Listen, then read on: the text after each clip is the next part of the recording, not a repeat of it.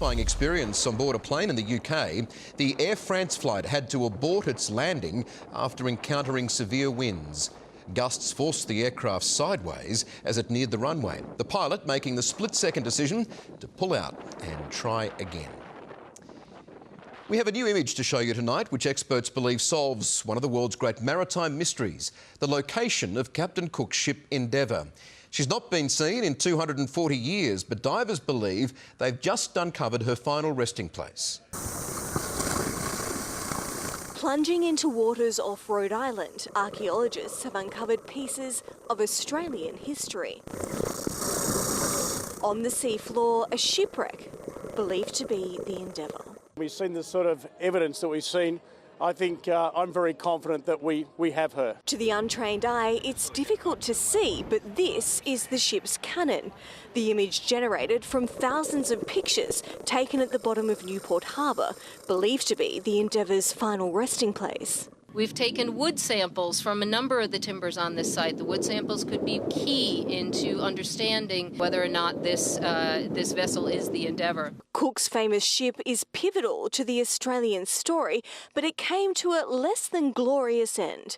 The vessel, used during the American Revolution, then sunk in the harbour as part of a blockade. There are very few vessels, even in the world today, that have embarked on such a journey of discovery. Scientists today pushing the boundaries to bring her home. 25 years of work. What are you going to do the day after it's confirmed? I don't know, have a heart attack. There's actually more than one piece of Australian nautical history in these waters. 35 years ago, this is where Australia 2 famously sailed to victory in the 1983 America's Cup. We've been duelling with each other for decades and decades and decades, probably over the very site itself, which is incredible. The next battle could be which country takes claim. In Newport, Rhode Island, Amelia Brace, 7 News. Unlikely place for snow, but there are hopes Western Sydney will soon receive a blast of ice. That's the plan of one developer who wants Penrith to become home to Australia's first ever winter sports facility. Aerial skier David Morris has represented Australia in 3 Winter Olympics, but training for them in Australia was nearly impossible. Oh, great fight from Morris!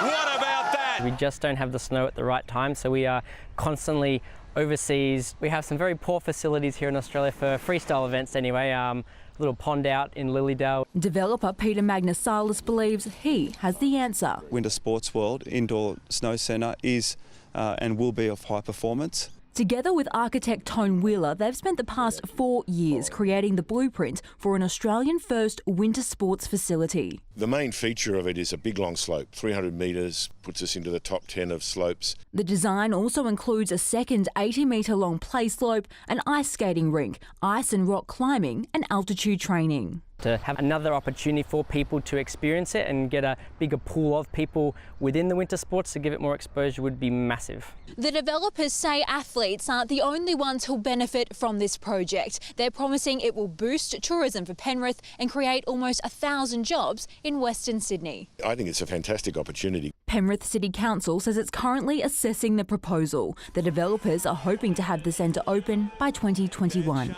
Amber Laidler, 7 News.